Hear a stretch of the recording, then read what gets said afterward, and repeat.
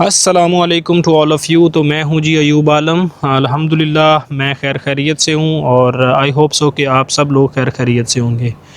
आज है जी 16 सितंबर 2025 और सुबह 10 बजे का टाइम है। मैं निकल के आया हूँ अपने रिसर्च सेंटर से बाहर और आई होप सो कि आप लोगों को मेरी ये वीडियो बहुत दिनों बाद मिल रही है, क्योंकि पहले हम गए हुए थे फ़्रांस और फ़्रांस में हमें कुछ काम था और वैसे भी हमने वहाँ पे कुछ दोस्तों से मिलना था, तो इस वजह से पिछले मंथ यानी कि अगस्त में हम वहाँ पे गए हुए थे। तो आज बहुत खूबसूरत सा दिन बना हुआ है और मैं अपने रिसर्च सेंटर से बाहर निकल के आऊँ, क्योंकि मेरे सुपरवाइज़र साहब ने मुझे कहा था कि आपने मेरा एक पोस्टर है वो प्रिंट करवा के लेके आना है यूनिवर्सिटी की कैंटीन वाली साइड से।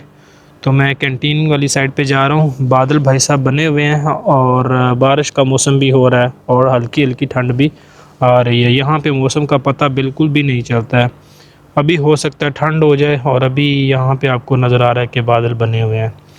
तो मैंने जाना है कैंटीन की तरफ, बट कैंटीन की तरफ जाते जाते मैं कोशिश करूँगा कि आज की जो डिस्कशन है उसको आपके साथ शेयर करूँ। तो सबसे पहले तो मैं आपको बता दूँ, उन लोगों को मेरी तरफ़ से बहुत बहुत मुबारक हो जिन लोगों ने यहाँ पे इटली में पीएचडी के एडमिशन्स के लिए अप्लाई किया था, और उन दोस्तों को भी बहुत बहुत ज़्यादा मुबारक हो जिन्होंने मास्टर्स के एडमिशन्स के लिए अप्लाई किया था और उनके एडमिशन्स हो चुके हैं।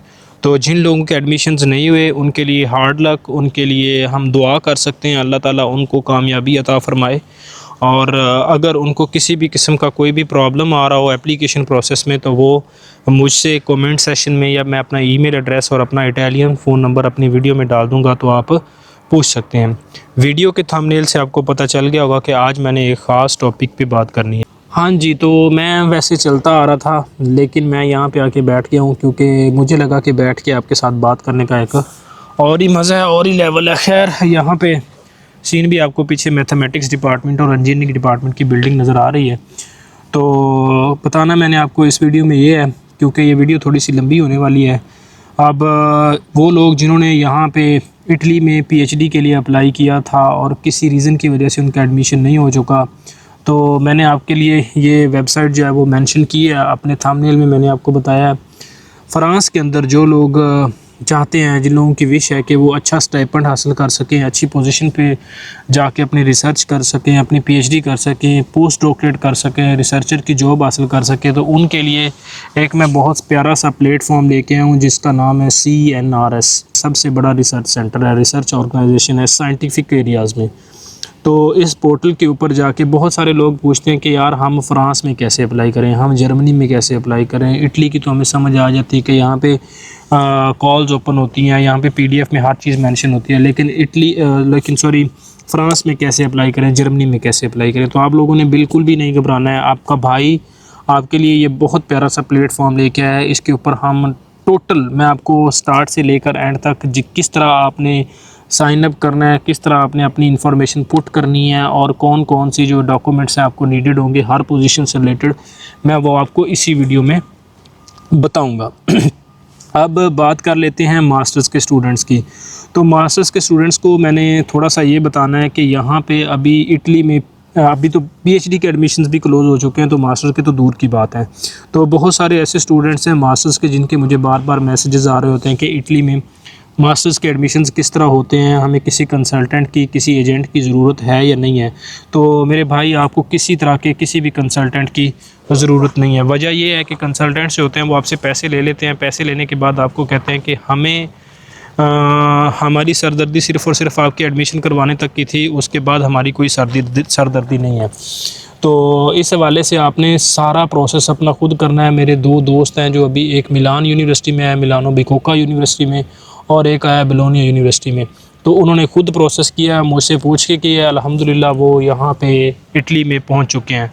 तो सिंपल इज़ दैट कि आपने किसी भी एजेंट को कोई भी पैसे नहीं देने हैं अगर मास्टर्स के लिए या बैचलर के लिए अप्लाई कर रहे हैं।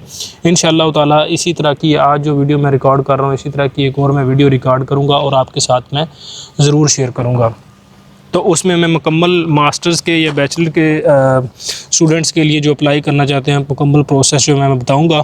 और इंशाअल्लाह ताला यहाँ पे इटली में जो मास्टर्स की एप्लीकेशंस हैं जो एडमिशन्स हैं वो ओपन होते हैं नवंबर से लेकर नवंबर, दिसंबर, जनवरी, फरवरी, मार्च एंड अप्रैल 6 महीने जो हैं वो मास्टर्स के एडमिशन्स ओपन रहते हैं, बैचलर्स के एडमिशन्स ओपन रहते हैं। तो आपने खुद यूनिवर्सिटी की वेबसाइट पे जाके अपनी एप्लीकेशन डालनी होती है। तो उस मामले में इंशाअल्लाह ताला मैं मास्टर्स के स्टूडेंट्स को ज़रूर गाइड करूँगा। ऐसे लोग जो मेरी इस वीडियो को देख रहे हैं, अगर उनके दोस्त या कोई उनके रिश्तेदार, रिलेटिव कोई भी अगर मास्टर्स में बैचलर्स में पढ़ रहे हैं या मास्टर्स में पढ़ रहे हैं, तो आप मेरी ये वीडियो उनके साथ ज़रूर शेयर कर दीजिएगा, क्योंकि आने वाले दिनों में मैं मास्टर्स की जो एप्लीकेशंस हैं या फिर आपकी बैचलर्स की एप्लीकेशंस हैं उनके ऊपर मुकम्मल डिटेल से तफसील बताने वाला हूं कि आपने किस तरह पोर्टल पे जाना है, किस तरह अपनी इन्फॉर्मेशन डालनी है, और सारा एप्लीकेशन प्रोसेस उसमें मैं A to Z बताऊंगा। अब बात कर लेते हैं थर्ड पॉइंट पे इसी की, यानी कि इसी पोर्टल की। खैर मैं यार आगे भी चलता हूँ क्योंकि मैंने जाके प्रिंट निकलवाना है, तो आपसे बात करता जाता हूँ। ये बड़ा प्यारा सा कौज़ा बन रहा है, पता नहीं कौज़ा है, I don't know what is this, लेकिन बहुत खूबसूरत सी बिल्डिंग बन रही है आपके सामने है यूनिवर्सिटी में। ये हमारी प्यारी सी यूनिवर्सिटी का नाम लिखा हुआ है बिल्डिंग के ऊपर। Let me show you. Oh my God, it's not going up right side. Okay.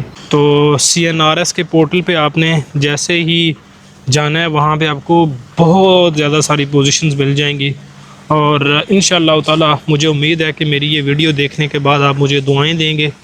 सबसे आसान प्रोसेस है पूरे यूरोप में आपका जो PhD की पोजीशंस या पोस्ट डॉक्टरेट की पोजीशंस हैं। डिपार्टमेंट्स देखें, बहुत सारे ऐसे डिपार्टमेंट्स हैं जो यहाँ पे नए बन रहे हैं, और मेरे सामने ये वाला जो डिपार्टमेंट है ये इंजीनियरिंग का है, सॉफ्टवेयर इंजीनियरिंग का। तो इसकी बैक साइड पे ही कैंटीन है। अभी मैं जा रहा हूँ कैंटीन वाली साइड पे।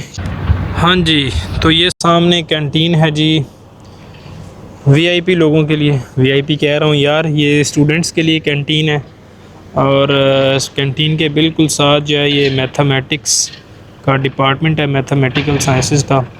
तो यहाँ पे मैथमेटिकल साइंसेस में भी इस बार एडमिशन इतने ज़्यादा नहीं हुए हैं। एडमिशन सिर्फ़ और सिर्फ हमारे जो एशियन स्टूडेंट्स हैं उनके नहीं हुए हैं, इटालियन के तो हो चुके हैं, लेकिन एशियन स्टूडेंट्स के नहीं हुए हैं। बादल काफ़ी ज़्यादा बना खड़ा है यार, मुझे जल्दी जाना पड़ेगा, बट आप लोग ये डिपार्टमेंट्स देखें और हम मूव करते हैं आगे। कर लेते हैं कि एडमिशन्स यहाँ पे क्यों नहीं हुए।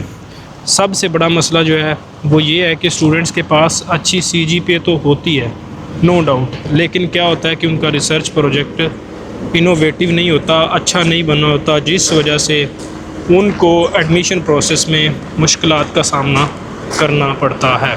तो एक अच्छी पोजीशन के लिए ज़ाहिर सी बात है अब बहुत ज़्यादा कॉम्पिटिशन्स हो चुके हैं।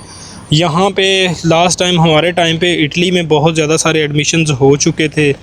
अब अगर पिछले साल से इसको कंपेयर किया जाए तो इस दफ़ा मेरे भाई आप ये कह लें कि उसका 50% भी यहाँ पे एडमिशन नहीं हुए। हमारी यूनिवर्सिटी में अभी तक मैंने कोई स्टूडेंट का ऐसे का नाम नहीं सुना है जिसका एडमिशन हुआ हो, यानी कि ये यूनिवर्सिटी ऑफ पार्मा में कोई भी पाकिस्तानी स्टूडेंट अभी तक नहीं आया। तो आप यहाँ से हिसाब लगा लें कि कंपटीशन कितना ज़्यादा बढ़ चुका है।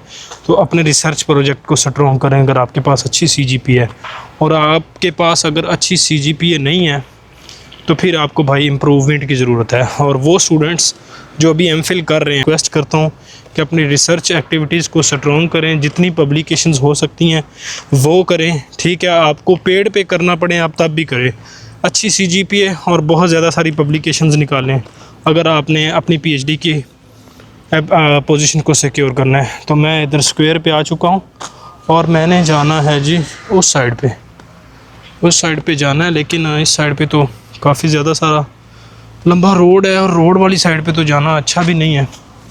खैर, how I can go from that side, okay, but यहाँ पे भी काम हो रहा है, तो लेट्स सी क्या बनता है। ग्राउंड साइड से चलते हैं और आपको दिखाते हैं।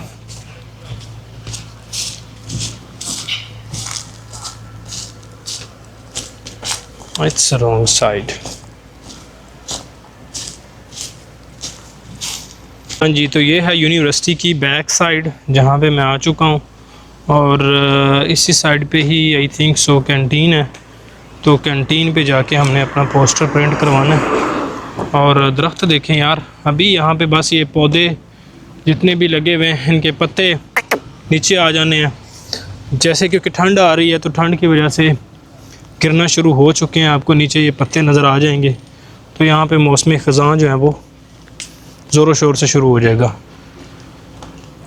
अच्छा जी, रिसर्च प्रोजेक्ट के हवाले से थोड़ा सा मैं आपको बता दूं, लेकिन बताऊंगा तो डिटेल में तब ही जब हम बनाएंगे कि रिसर्च प्रोजेक्ट में आपने हमेशा से उस चीज़ को टारगेट करना होता है कि जो ऑन गोइंग रिसर्च चल रही होती है उस यूनिवर्सिटी में या उस प्रोफेसर के पास, जो भी वो मेथोडोलॉजी अडॉप्ट कर रहा होता है उसको लेके आपने चलना होता है और उसी के थ्रू ही आपको वो फिर आगे प्रोसीड करते हैं। अदरवाइज़ आप अपनी तरफ से कोई बोंगियाँ मारते हैं तो आपको कभी भी पोजीशन नहीं मिलने वाली है।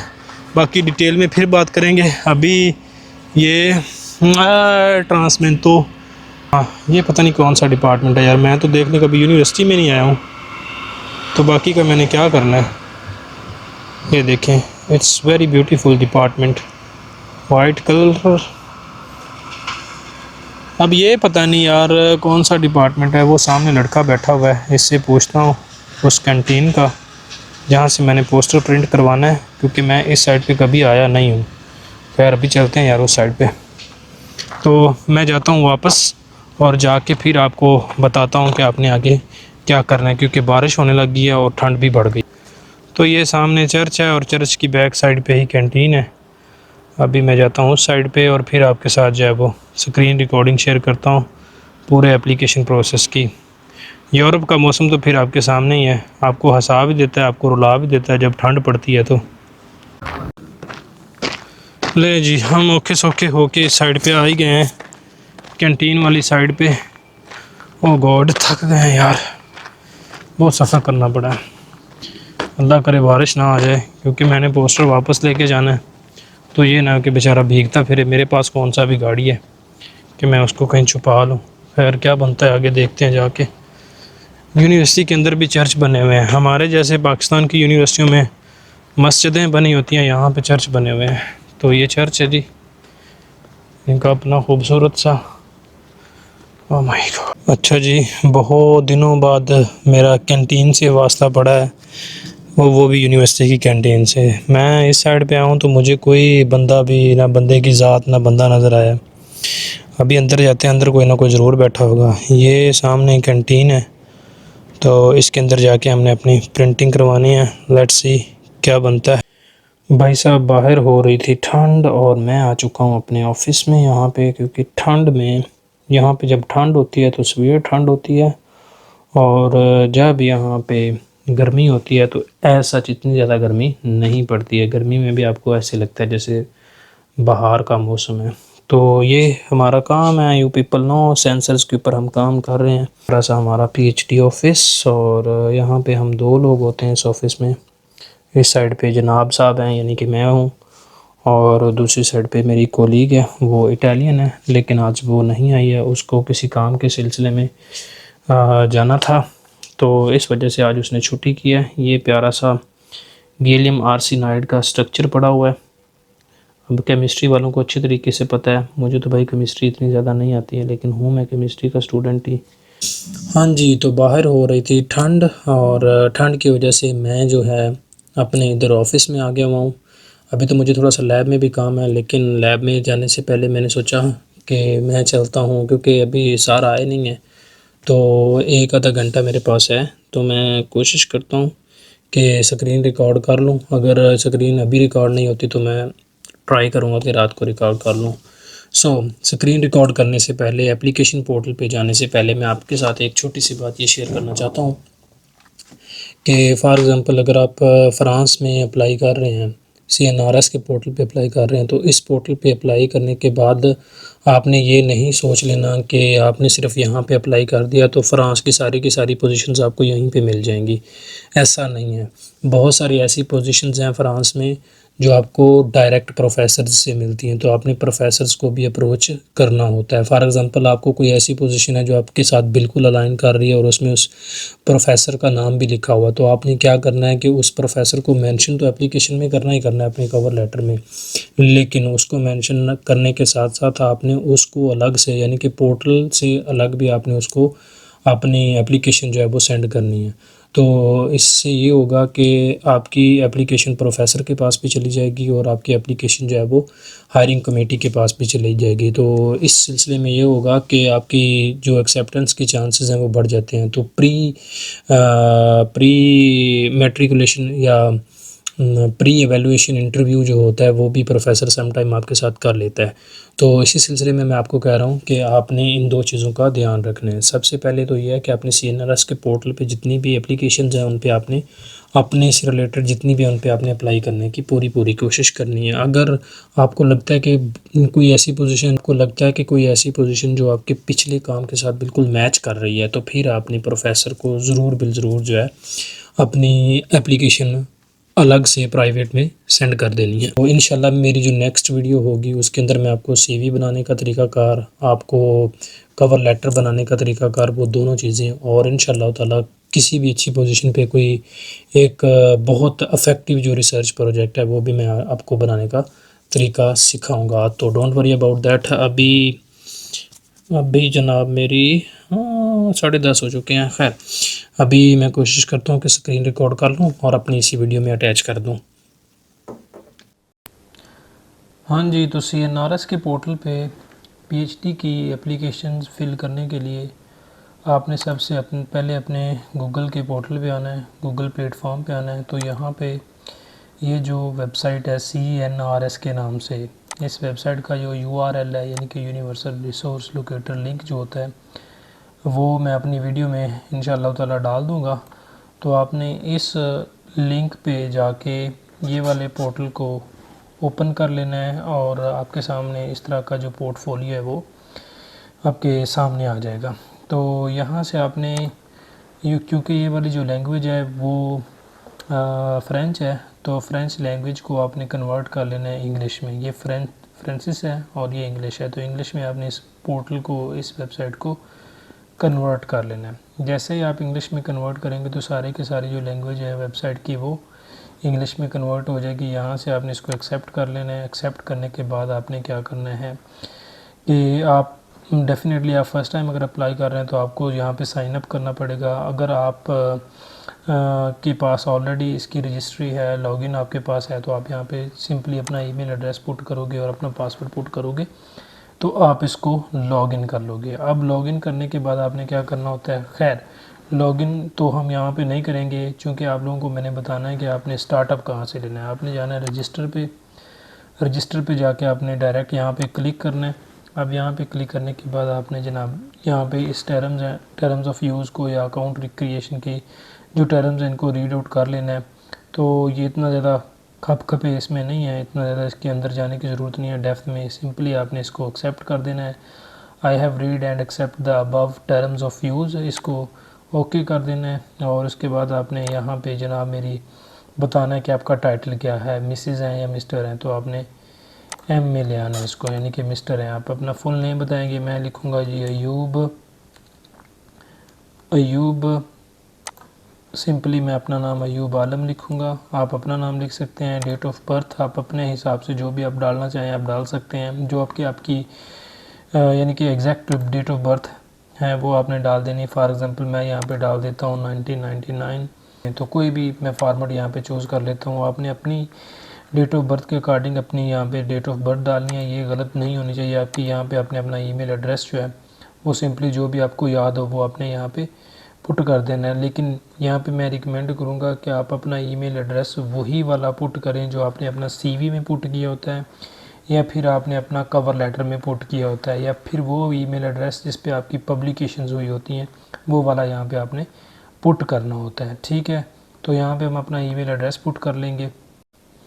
हाँ जी, तो यहाँ पे आपने अपना ईमेल एड्रेस अच्छे तरीके से मेक श्योर करके पुट कर देना है। मैंने अपना ईमेल एड्रेस यहाँ पे पुट कर दिया है। वैसे ओरिजिनली मेरा ये ईमेल एड्रेस नहीं है, जस्ट मैंने आपके लिए ये ईमेल एड्रेस बनाया हुआ है सिर्फ़ और सिर्फ एप्लीकेशन जो है उनको फॉलोअप करने के लिए या स्क्रीन रिकॉर्ड करने के लिए। मेरा जो ऑफिशियल ईमेल एड्रेस है वो मैं अपनी वीडियो में पुट कर दूँगा और अपना इटालियन नंबर भी पुट कर दूँगा। तो जिसको किसी किस्म का कोई भी क्वेरी हो, कोई भी क्वेश्चन हो वो पूछ सकते हैं। अब यहाँ पे आपने अपना कोई भी स्ट्रॉन्ग सा पासवर्ड जो है वो चूज़ कर लेना है। तो यहाँ पे पासवर्ड मैं कोई ना कोई लगा लेता हूँ अपनी तरफ से। आपने कोई स्ट्रॉन्ग पासवर्ड जो भी इन हिंसों के साथ पासवर्ड आ रहा है वो आपने लगा लेना है। मैं ये पासवर्ड चूज़ नहीं करूँगा, मैं अपना पासवर्ड चूज़ करूँगा, तो यहाँ पे मैं कोई ना कोई पासवर्ड लगाऊँगा। So for that reason I will pause my video hair. हाँ जी, तो पासवर्ड आपने यहाँ पे सेट कर लिया और पासवर्ड सेट करने के बाद कंफर्मेशन हो चुकी है आपके पासवर्ड की। पासवर्ड सेट करने के बाद आपसे ये क्वेश्चन पूछा जाता है इंपॉर्टेंट, वो कहता है कि the security question allows you to reset your password if you forget it. तो क्या करना है कि आपने यहाँ पे कोई ना कोई क्वेश्चन डालना है ताकि नेक्स्ट टाइम अगर आप कोई ना कोई अपना पासवर्ड कभी किसी वक्त भूल जाएं तो आपसे वेबसाइट वाले जो हैं वो कहेंगे कि आप अपना सिक्योरिटी क्वेश्चन जो फर्स्ट टाइम आपने यहाँ पे पुट किया हो तो उसके अकॉर्डिंग आंसर करें, तो आपका पासवर्ड जो है वो रीसेट कर दिया जाएगा। तो फॉर एग्ज़ाम्पल मैं कोई ना कोई क्वेश्चन अपनी तरफ से डालता हूँ, what is your pet name. ठीक है, आप सिंपली कोई भी यहाँ पे डाल सकते हो, कोई भी चीज़, किसी भी तरह का क्वेश्चन जो आपको इजीली आपको लगता हो कि मैं इसका आंसर कर सकता हूँ। तो मैं यहाँ पे लिख दूँगा कैट। तो अपना पासवर्ड सेट करने के बाद आपने इस क्वेश्चन का आंसर ज़रूरी देना होता है, क्योंकि स्टेरिक्स लगा हुआ, तो स्टेरिक के लिए आपने खुद ही क्वेश्चन जनरेट करना है और ख़ुद ही उसका आंसर देना है, और इस आंसर को आपने इन फ्यूचर याद रखना है ताकि आपको पासवर्ड रीसेट करने में किसी किस्म की कोई दिक्कत ना हो, कोई मुश्किल ना हो। तो यहाँ पे ये आपसे पूछेगा नेक्स्ट स्टेप में candidate information, you may submit a CV in order to apply for a job offer once your account is created. तो आपने क्या करना है कि यहाँ पे आपने अपनी CV जो है, मैं आपको पहले अपनी इसी वीडियो में बता चुका हूँ कि आपने अपनी CV हमेशा यूरोपास पोर्टल पे जाके उसी फॉर्मेट की बनानी है। तो मैं यहाँ पे अपनी CV जो है ये अपलोड कर देता हूँ। सिंपली जाके मैं अपने डॉक्यूमेंट्स में जाऊँगा और यहाँ से अपनी कोई ना कोई CV उठाऊँगा। फॉर एग्ज़ाम्पल ये मेरी मास्टर्स की CV है, तो मैं यहाँ पे अपनी CV अपलोड कर दी हुई है। अब इसके बाद ये कहता है कि the maximum size is 3 megabytes. तो आपकी CV का साइज़ जो है वो 3 मेगाबाइट से ज़्यादा नहीं होना चाहिए। इसके बाद आपने इसको कंसेंट दे देना, यानी कि कंफर्म कर देना है, confirm that this information is correct. Okay, all of the information, आपने जितनी भी इंफॉर्मेशन पुट की है वो ठीक होनी चाहिए। ये मेरी चीज़ें जो हैं वो एग्जैक्ट नहीं है, आप अपने अकॉर्डिंग सारी चीज़ें डाल लीजिएगा, क्योंकि मैंने जस्ट ये जो ईमेल एड्रेस है सिर्फ़ और सिर्फ आपकी हेल्प के लिए बनाई हुई है, अदरवाइज़ ये मेरी पर्सनल ईमेल नहीं है। आप इस ईमेल पे मुझे मेल्स ना भेजिएगा क्योंकि ये मुझे यहाँ पे शो नहीं होती है। तो ये क्वेश्चन भी आपने मेक श्योर करना है कि आपको याद रहना चाहिए। आपने कैपिटल लेटर बड़ा लिखना है फर्स्ट वाला, और एज़ सुन आप जैसे इसको पुट कर लोगे उसके बाद आपने अपनी CV पेस्ट करनी है यहाँ पे, और उसके बाद इसको आपने कंसेंट दे देना है, यानी कि कंफर्मेशन का। तो कंफर्मेशन का जैसे ही आप इसको क्लिक देंगे तो उसके बाद आपने इस पे यानी कि क्रिएट योर अकाउंट के ऑप्शन पे क्लिक कर देना है। जैसे ही आप क्लिक करेंगे तो ये कहता है कि the passwords do not match. अब यहाँ पे कह रहा है कि आपका पासवर्ड में कोई ना कोई प्रॉब्लम आ रहा है, तो पासवर्ड आप चेंज करके देखें। अब हम यहाँ पे पासवर्ड दोबारा से चेंज करके देख लेते हैं कि क्या पासवर्ड में मसला आया है। हाँ जी, जैसे मैंने पासवर्ड को दोबारा सेट किया है, क्योंकि पासवर्ड मेरा साथ नहीं मैच हो रहा था, तो मैंने इसको दोबारा सेट किया, और उसके बाद क्या कहता है कि दोबारा फिर आपसे वो CV मांगता है, क्योंकि जो फाइल आप अपलोड कर चुके होते हो ऑनलाइन पोर्टल पे, अगर कोई ना कोई पोर्टल में एरर आ जाता है तो फाइल वहाँ से विदड्रॉ हो जाती है ऑटोमेटिकली। तो आपने यहाँ पे दोबारा फिर जाना है अपने डॉक्यूमेंट्स में, और आपने अपनी CV जो है वो यहाँ पे फिर पेस्ट कर देनी है। तो इसको कंसेंट देना है, अगेन आपने क्रिएट योर अकाउंट पे क्लिक करना है। आगे जाने से पहले मैं आपको ये बता दूं कि आपने अपने बिल्कुल होशो हवास में बैठ के ये इन्फॉर्मेशन पुट करनी है। आपकी इन्फॉर्मेशन यहाँ पे रॉन्ग नहीं होनी चाहिए, क्योंकि बाज़ औक़ात ये होता है कि पोर्टल अटक जाता है, तो उस वजह से फिर आप आगे प्रोसीड नहीं कर पाते हो। क्योंकि बहुत सारे स्टूडेंट्स ऐसे हैं जो मुझे पर्सनली जानते हैं, जो कहते हैं कि हमारा पोर्टल जो है वो एक्टिवेट नहीं हो रहा, कोई ना कोई प्रॉब्लम आ रही है। तो क्या होता है कि हम इन्फॉर्मेशन गलत पुट कर देते हैं, जिस वजह से वो आगे प्रोसीड नहीं होता। फिर आपको ईमेल एड्रेस चेंज करना पड़ता है, और फिर आप जो है वो नए एक फड्डे में पड़ जाते हो। तो सारी इन्फॉर्मेशन आपने मेक श्योर करनी है, फिर आपने क्रिएट योर अकाउंट के ऑप्शन पे क्लिक करना है। So let's see what happening. लो जी, हमारा अकाउंट जो है वो यहाँ पे क्रिएट हो चुका है। अकाउंट क्रिएशन की हमें जो कंफर्मेशन यहाँ पे मिल चुकी है, ये account has been created, do not close your browser. आपने यहाँ पे अपना ब्राउज़र क्लोज़ नहीं करना। ये आपने ध्यान रखना है कि जब तक अपनी ईमेल में जाके कंफर्मेशन ईमेल चेक नहीं कर लेते, तब तक आपने यहाँ पे इसको कट नहीं कर देना। आपको मैं एक एक स्टेप इसलिए बता रहा हूँ, इसको आप नेवर भी कर सकते हैं, सेव भी कर सकते हैं। So for this instance I will save my password here and आपको इंग्लिश ना समझ आए तो आप मेरी उर्दू अच्छी तरीके से समझ सकते हैं। So don't worry about that. आपको यहाँ पे पढ़ने को मिलेगा कि an email has been sent with the link of your confirmation, however if you didn't receive it please, ये फ्रेंच में लिखा हुआ है तो इसको छोड़ें।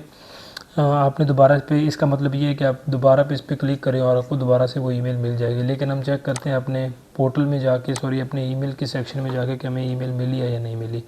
तो मेरे ख्याल में हमें ये ईमेल यहाँ पे मिल चुकी है। तो सिंपल इज़ दैट कि इनकी रजिस्ट्रेशन, ये मेल आ चुकी है, hello registration request with your email address has been submitted to the website. ये वेबसाइट है, यहाँ पे आपने क्लिक करना है। To complete your registration you need to confirm the email address and provide the additional information by clicking the following link. So आपने क्या करना है कि सिंपली इस लिंक पे आपने क्लिक करना है। जैसे आप क्लिक करेंगे तो ये क्लिक करेंगे तो ये यहाँ पे आपकी लैंग्वेज है, दोबारा फिर ये फ्रेंच आ जाएगी। तो आपने इसको इंग्लिश में अगेन कन्वर्ट कर लेना है इस वेबसाइट को। Your registration is complete, your account is active, everything is okay. I mean के verifying your account email address, मतलब कि आपको यहाँ पे हर चीज़ जो है वो मिल चुकी है कि आपका यहाँ पे पोर्टल पे सारे का सारा डाटा जो है वो फिल्ड अप हो चुका है। अब आप आगे जाके अपनी एप्लीकेशंस को प्रोसीड कर सकते हो। तो सिंपल इज़ दैट, आपने यहाँ पे इसको कंफर्म कर लेने के बाद क्या करना है कि सिंपली जब आपने पोर्टल पे आना है तो हमेशा से आपने एक बात याद रखनी है कि आपने अपने कैंडिडेट एरिया में जाके ये चीज़ चेक करनी है कि आपने अगर कोई ना कोई एप्लीकेशन पहले फ़िल की हुई है तो उसको दोबारा से आपने फ़िल नहीं करना। खुदा ना खास्ता अगर आपने उसको दोबारा फ़िल कर दिया तो वो आपकी पहले वाली भी रिजेक्ट कर देंगे और न्यू वाली भी रिजेक्ट कर देंगे। तो सिंपल इज़ दैट, आपने पोजीशंस अब कहाँ से ढूंढनी है। ये तो हमारा अकाउंट था, रजिस्टर हो चुका है CNRS के पोर्टल पे। अब सिंपली ये जो फेस है ये आपको मिलेगा यहाँ पे देखने के लिए। तो आपने सिंपल जाना है अपने कैंडिडेट एरिया में। सबसे पहले आपने देखना है कि आपकी सारी की सारी इन्फॉर्मेशन बिल्कुल ठीक है। आपने अपने आप को लॉगिन कर लेना है यहाँ पे। लेकिन जी हम हो चुके हैं यहाँ पे लॉगिन, और लॉगिन होने के बाद आपने अपनी इन्फॉर्मेशन यहाँ पे अपने अपना एड्रेस डाल देना है। मैं डाल देता हूँ जी Parma Italy, okay it's okay. मैं यहाँ पे रह रहा हूँ तो मैं पार्मा इटली का डाल दूँगा। बाकी ये ज़रूरी नहीं है, ठीक है, सिर्फ़ और सिर्फ आपका ये नाम का पता वगैरह होना ज़रूरी है, अदरवाइज़ कोई ऐसा मसला नहीं है। यहाँ पे आप अपनी नेशनैलिटी बता सकते हो, बट इससे पहले आप इस पोर्टल की जो वेबसाइट का जो ये फेस है, इंटरफेस है, इसको आप इंग्लिश में कन्वर्ट कर लें ताकि आपको फ्रेंच में समझने में मुश्किल ना हो। तो यहाँ पे ये नेशनैलिटी पूछ रहा है, आप अपनी नेशनैलिटी, ज़ाहिर सी बात है मैं पाकिस्तानी हूँ तो मैं यहाँ पे पाकिस्तानी नेशनैलिटी को प्रेफर करूँगा। सो आप अपनी नेशनैलिटी बता सकते हैं, ज़िप कोड आपने बताना हो तो आप बता सकते हैं। तो इसको मैंने कर दिया ये सेव। ये कह रहा है कि your profile information has been saved. अब आपकी सारी की सारी इन्फॉर्मेशन यहाँ पे सेव हो चुकी है। तो सिंपली आपने क्या करना है, इसको जब आप लॉगिन कर लोगे तो आपने जाना है जी अपने इस जगह पे बैक टू द पोर्टल पे आपने जाना है। अब जैसे ही आप पोर्टल पे आएंगे तो आपको फिर यहाँ पे लैंग्वेज आपको बार बार चेंज करना पड़ेगी। इस पोर्टल का थोड़ा सा ये प्रॉब्लम है, बट मैं आपको बताता जाऊँ तो ये एक ऐसा पोर्टल है, इसके बारे में चलो हम थोड़ा सा सर्च आउट कर लेते हैं कि what is CNRS France. CNRS France का क्या मतलब है? तो simply the CNRS is the Centre National the Research Scientific is the French national government funded research organization founded in 1939 that conducts the fundamental and applied research across the scientific disciplines to produce knowledge for social benefits। तो अब अगर आप इसका Wikipedia check करना चाहें तो ये लिखा हुआ the French centre is the French state research organisation and is the largest fundamental science agency in the Europe. So ये यूरोप की सबसे बड़ी यानी कि लार्जेस्ट ऑर्गेनाइजेशन है। इसमें केमिस्ट्री आ जाती है, जिसमें आपकी स्पेसिफ़िकली बायोलॉजी आ जाती है, या फिर आपकी फ़िज़िक्स आ जाती है, एनवायरमेंटल साइंसेज आ जाती है। तो नेचुरल साइंसेस के जितने भी डिपार्टमेंट्स हैं उसमें कंप्यूटर या मैथ है सच नहीं आता। बाकी जितने भी हैं उनकी आपको यहाँ पे पीएचडी की पोस्ट डॉक्टरेट की जितनी भी पोजीशंस हैं वो यहाँ पे मिल जाएंगी। तो मैं आपको बता रहा था कि आपने अपने पोर्टल पे जाना है। पोर्टल पे जाने के बाद आपने सिंपली यहाँ पे आना है, ये लिखा हुआ है latest fixed term contract offers. तो यहाँ पे जितनी भी ऑफ़र्स हैं वो लेटेस्ट आई होती हैं, यानी कि हर डेट हर नए दिन जो है वो तकरीबन 15-20 पोजीशन जो है वो ओपन होती रहती हैं। मल्टीपल डिपार्टमेंट्स में मल्टीपल पोजीशन जो है वो ओपन होती रहती हैं। तो आपने इस चीज़ से घबराना नहीं, आपने सिंपली नीचे आते जाना है, आपने इस जगह पे क्लिक कर देना है जहाँ पे लिखा है व्यू ऑल ऑफ़र्स। तो व्यू ऑल ऑफ़र्स वाले सेक्शन में जब आप क्लिक करोगे तो आपको वेबसाइट के जो पेज है यहाँ पे आपको डायरेक्ट ये वाला टेबल नज़र आएगा। अब इस टेबल के अंदर सारी की सारी इन्फॉर्मेशन जो है वो पुट हुई है। तो आप अगर देखें तो यहाँ पे लिखा हुआ है all offers and you can sort the table by clicking the column each head. अब जिस तरह भी आप इस टेबल के साथ इस कॉलम के साथ खेलना चाहें आप खेल सकते हैं। अभी आपका इस सेक्शन से कोई वास्ता कोई लेना देना नहीं है, सिंपली आपने इस टेबल के अंदर रहना है और आपने अपनी पोजीशन को फाइंड आउट करना है। अब सिर्फ मैं अगर आपके साथ ये टेबल की इन्फॉर्मेशन शेयर करूं तो आप देख सकते हैं कि डेट ऑफ पब्लिकेशन पहले सेक्शन में आ जाता है, पहली रो में। और सेकंड कॉलम में आप देख सकते हैं यहाँ पे है जॉब टाइटल, यानी कि जो रिसर्च एक्टिविटी है, जो भी यहाँ पे मतलब कि पोस्ट डॉक्टरेट की पोजीशन है या पीएचडी की पोजीशन है, उसका यहाँ पे टाइटल लिखा होगा। टाइटल के बाद आपकी यहाँ पे वर्क प्लेस लिखी होगी, यानी कि कौन सा सिटी है, कौन सा एरिया है। ये एरिया है फ्रांस का एरिया है, मतलब कि हमारे पाकिस्तान में हम जैसे कहते हैं कि पंजाब है, सिंध है, बलूचिस्तान है, तो पंजाब इसी तरह यहाँ पे भी स्टेट्स। और उसके बाद जॉब टाइप का बताया गया है। यहाँ पे मोस्टली रिसर्चर्स की जॉब आती हैं, पीएचडी स्टूडेंट्स के लिए जॉब आती हैं, मोस्टली पीएचडी स्टूडेंट्स के लिए जॉब्स आती हैं। और फिर उसके बाद आप देख सकते हैं, आप खुद जब इसका एनालाइज करेंगे इस सारे टेबल को, तो आपको यहाँ पे पोस्ट डॉक्टरेट की पोजीशंस भी मिलेंगी, यहाँ पे आपको केमिस्ट्री की पोजीशंस भी मिलेंगी, यहाँ पे आपको पीएचडी की पोजीशंस भी मिलेंगी, आपको सिंपली जॉब की पोजीशंस भी मिलेंगी जिसमें रिसर्चर्स की जॉब्स आ जाती हैं। तो सिंपली जिन लोगों ने अगर मास्टर्स किया हुआ तो वो यहाँ पे आके पीएचडी की पोजीशंस के लिए अप्लाई करें।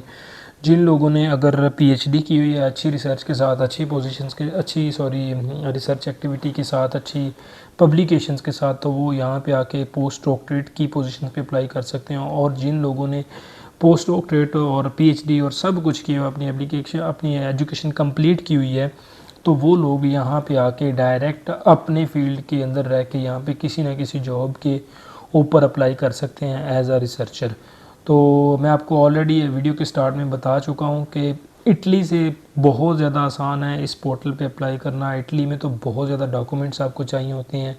सिंपली इस पोर्टल पे मैंने आपको बताया कि आपने सिंपली रजिस्टर करना है। अगर आपने मेरी वीडियो को अच्छे तरीके से देख लिया तो आप विदिन 10 मिनट्स रजिस्टर कर लेंगे। रजिस्टर करने के बाद अपनी इन्फॉर्मेशन की कन्फर्मेशन अचीव करने के बाद नहीं है तो इंशाल्लाह नेक्स्ट वीडियो में मैं आपके साथ CV बनाने की जो जितने भी ट्रिक्स हैं वो शेयर करूँगा। बट अब इसके अंदर हमने करना क्या है, फॉर एग्ज़ाम्पल मैं केमिस्ट्री का स्टूडेंट हूँ, तो आपने यहाँ पे देखना है कि डेली बेसिस पे यहाँ पे पोजीशंस ओपन होती हैं। या आज 16 सितंबर है, यानी कि 16 सितंबर है, तो 16 सितंबर वैसे तो अभी 17 होने वाली है, लेकिन 16 सितंबर के अगर हम देख लें तो कितनी पोजीशंस हैं, 1 2 3 4 5 6 7 एंड सो ऑन, पता नहीं कितनी पोजीशंस है। यहाँ पे आके 15 हो जाती हैं। ऑलमोस्ट 25-26 पोजीशन जो हैं वो सिर्फ़ और सिर्फ एक दिन में इस पोर्टल पे ओपन हो चुकी हैं। अब आप यहाँ पे एनालाइज कर सकते हैं कि आप फिज़िक्स के स्टूडेंट हैं, आप केमिस्ट्री के स्टूडेंट हैं, आप मॉलिक्यूलर बायोलॉजी के स्टूडेंट्स हैं, आप सिंपल बायोलॉजी के स्टूडेंट्स हैं, आप साइंस की कौन से ऐसी ब्रांच के स्टूडेंट हैं जिसके अंदर यहाँ पे कोई ना कोई पोजीशन ओपन हुई है। तो सिंपली मैं कहता हूँ कि मैं केमिस्ट्री का स्टूडेंट हूँ, तो मैं Ctrl+F दबाऊँगा यहाँ पे और मैं लिखूँगा केमिस्ट्री। ओके, तो केमिस्ट्री का मैंने यहाँ पे कीवर्ड डाला है। अब मेरे सामने ये पोस्ट डॉक्टरेट की एक फ़ेलोशिप आ चुकी है केमिस्ट्री में। इसी तरह आपको मुझे और भी यहाँ पे पोजीशन मिल सकती है केमिस्ट्री से रिलेटेड, या मैं अपनी जो मेरा फील्ड है, रिसर्च का फील्ड है केमिस्ट्री के अंदर, उससे रिलेटेड अगर मैं कीवर्ड डालूँ तो मुझे वो भी मिल जाएगा। तो आपने नीचे भी चलते जाना है, यहाँ पे देख लेना है कि पिछले मंथ में कितनी पोजीशंस ओपन हुई थी। तो आपने एटलीस्ट अगर आप यहाँ पे फॉर एग्ज़ाम्पल मैंने आज 16 सितंबर को अपना पोर्टल जो है उसको एक्टिवेट किया है, तो मैं पिछले एक मंथ की जितनी पोजीशंस थी उनके ऊपर भी अप्लाई कर सकता हूँ। उसकी रीज़न क्या है कि जब भी आप कोई ना कोई यहाँ पे पोजीशन ओपन करते हो अप्लाई करने के लिए, फॉर एग्ज़ाम्पल अगर आपने किसी पोजीशन पे अप्लाई करना है, मैं कहता हूँ जी कि मैंने अप्लाई करना है अपनी डोमेन में रह के, आपने अपनी पीएचडी की पहले पोजीशन ढूंढ लेनी कि कौन सी पीएचडी कैसी पोजीशन है। फॉर एग्ज़ाम्पल कोई स्टूडेंट है जिसमें न्यूरो साइंस में अप्लाई करना है, तो ये 15/9/2025 यानी कि कल की पोजीशन ओपन हुई है। तो सिंपली आपने इसके ऊपर क्लिक करना है। आप यहाँ से आप देख लें कि ये जो प्लेस है जहाँ पे आपने करनी है वो लियोन सिटी है, और एरिया कौन सा है, रोन एल्प्स है, और एज ए पीएचडी स्टूडेंट आप वहाँ पे हायर होंगे। तो अप्लाई करने के लिए आपने सिंपल इस प्यारे से लिंक पे क्लिक करना है। जैसे आप लिंक पे क्लिक करेंगे तो आपके साथ ये वाला फेज़ जो है वो ये ओपन हो जाएगा। अब यहाँ पे इसकी पोजीशन का सिंपली यहाँ पे टाइटल दिया हुआ है कि पीएचडी रिसर्चर है, और M/F का मतलब यही होता है कि आप यहाँ पे फुल टाइम आपको जॉब मिलेगी। फुल टाइम आपने 9 to 5 जॉब करनी है, वीक के 5 दिन, यानी कि मंडे टू फ्राइडे। तो social and health neuro science ये इसका टाइटल है।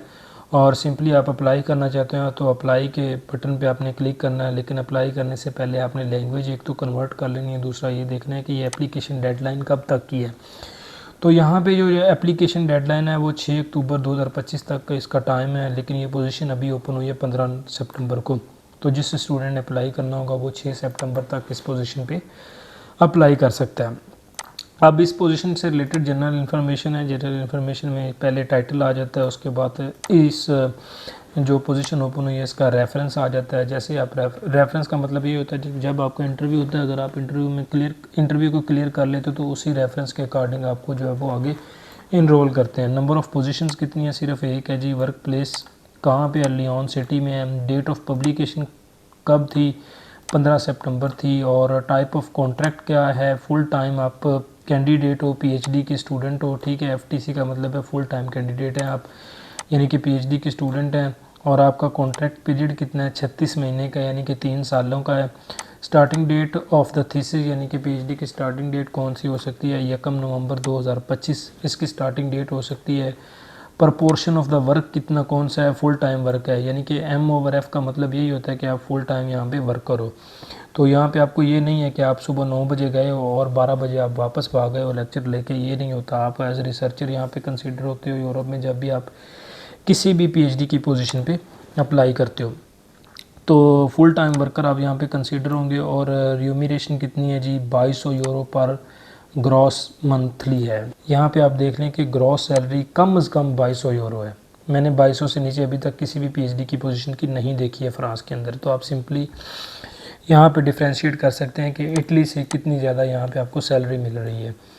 और ये जनरल इन्फॉर्मेशन गेन करने के बाद अपनी पोजीशन से रिलेटेड आपने आ जाना है कि डिस्क्रिप्शन में क्या लिखा हुआ है। तो यहाँ पे सब सारे का सारा आपके जो आपकी पोजीशन है उसके अकॉर्डिंग लिखा हुआ है कि आपने ये काम करना है, इसमें ये एक्टिविटीज़ हो सकती हैं, और कौन सा प्रोफेसर इसको ऑन कर रहा है, ठीक है। ये सारी चीज़ें इसके अंदर आपने रीड आउट कर लेनी है अच्छे तरीके से। उसके बाद वर्किंग कॉन्टेक्स्ट है कि आपने कितनी देर कहाँ पे रह के काम करना है, कौन सा टाइम कहाँ पे स्पेंड करना है। जैसे हम पीएचडी का जब इंटरव्यू देते हैं तो वो कहते हैं कि स्लाइड्स के अंदर आपने अपना टाइम स्पैन भी बताना है कि आप कितने सालों में क्या क्या करोगे। तो यहाँ पे वर्किंग कॉन्टेक्स्ट दिया होता है। इस कॉन्टेक्स्ट के अकॉर्डिंग आप देख सकते हैं कि आपने कहाँ कहाँ पे कौन कौन सा काम करना है, कौन कौन से एनालिसिस करने हैं।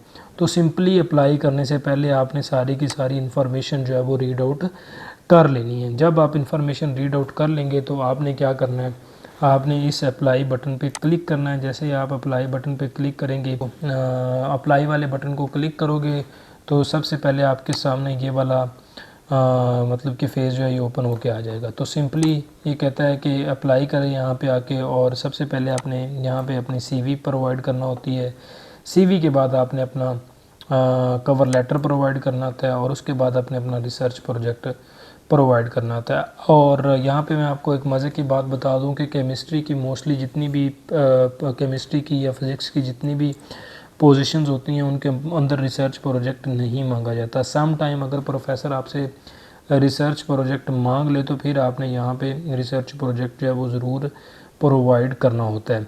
बट यहाँ पे हम क्या करेंगे कि सिंपली आपने क्या करना है, आपने अपनी यूरोपास वाली सीवी हर बार नए तरीके से मॉडिफाई करके पोजीशन के अकॉर्डिंग आपने अटैच करनी है। मैं सिंपली यहाँ पे चूज़ करूँगा अपनी सीवी, जैसे मैंने CV चूज़ की है, उसके बाद मैं यहाँ पे अपना कवर लेटर, अब कवर लेटर आपने कैसे बनाना है, उसके अंदर कौन कौन सी चीज़ें होनी चाहिए, मैं वो आपको इंशाअल्लाह ताला अपने किसी नेक्स्ट वीडियो में जो है वो ज़रूर बताऊंगा कि कवर लेटर को आप कैसे जो है वो इंगेजिंग बना सकते हैं।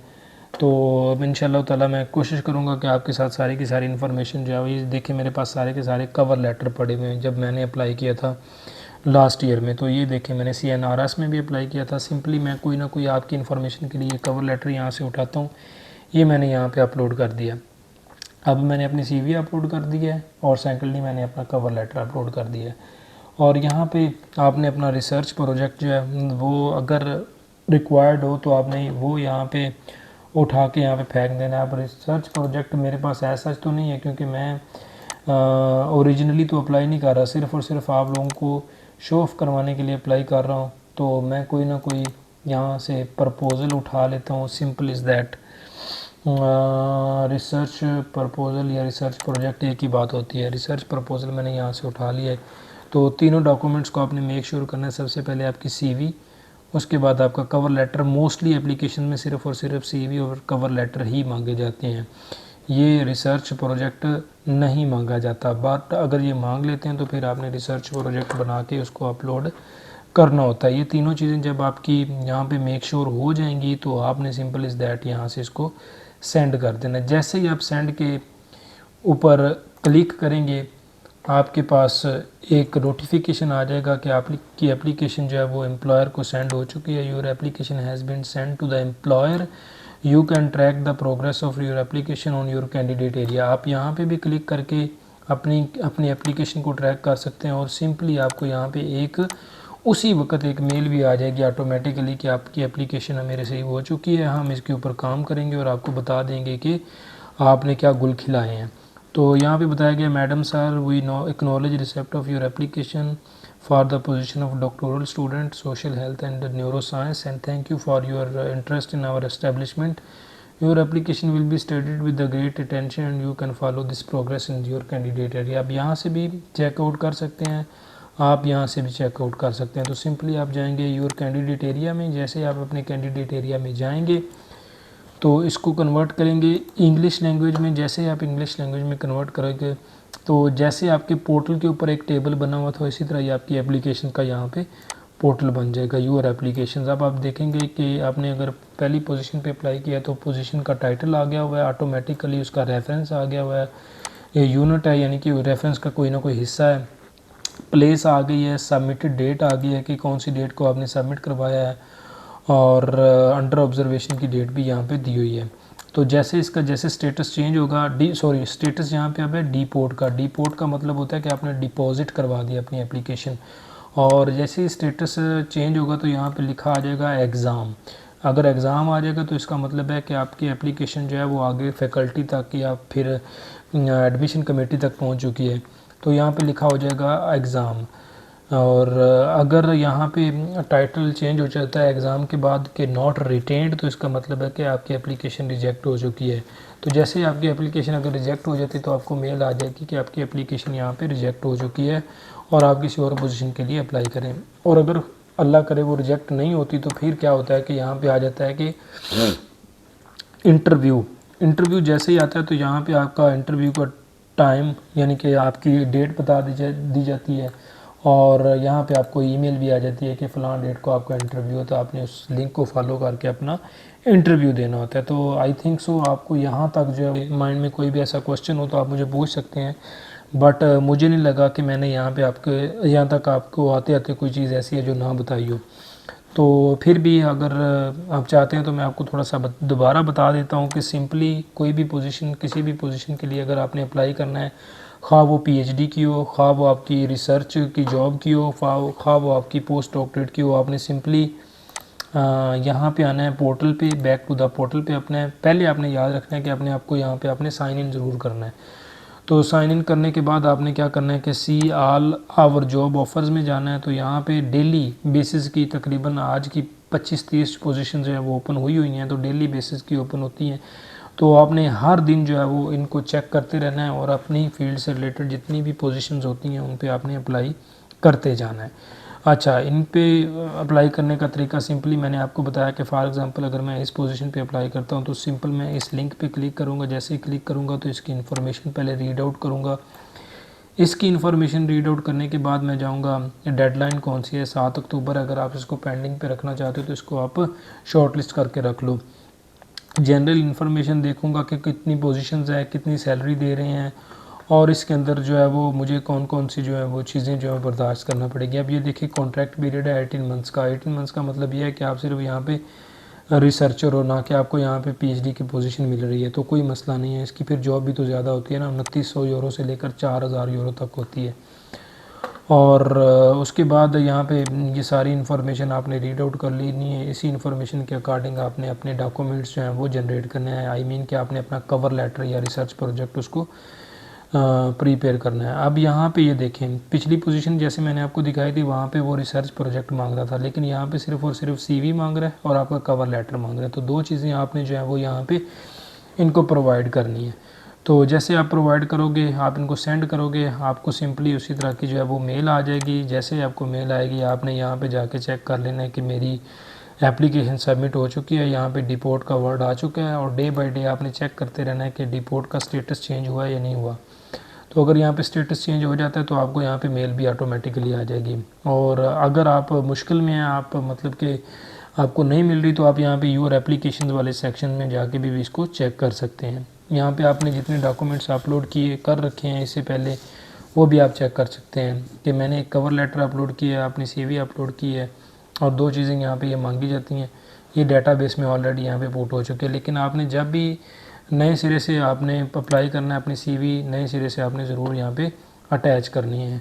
अब बात आ जाती है जी कवर लेटर्स की। कवर लेटर को हम ज़रा सा थोड़ा सा यहाँ पे देख लेते हैं, लेकिन मैं आपको बताऊँगा कि आपने अच्छा कवर लेटर किस तरह से बनाना है।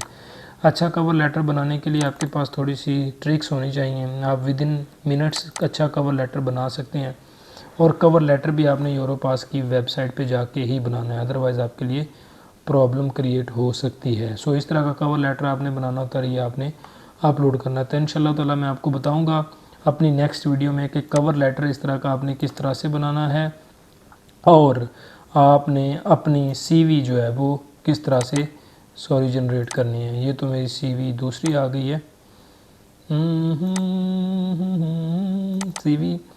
CV के ऑप्शन में अगर हम चले जाते हैं तो CV आपने अपनी कैसे बनानी है। अब इसमें CV के अंदर आपके पास यहाँ पे इंफॉर्मेशन पुटेड है, तो मैं आपको बताऊंगा कि आपने अच्छी CV किस तरह से बनानी है, अपनी CV के अंदर आपने डाटा किस तरह से ऐड करना है।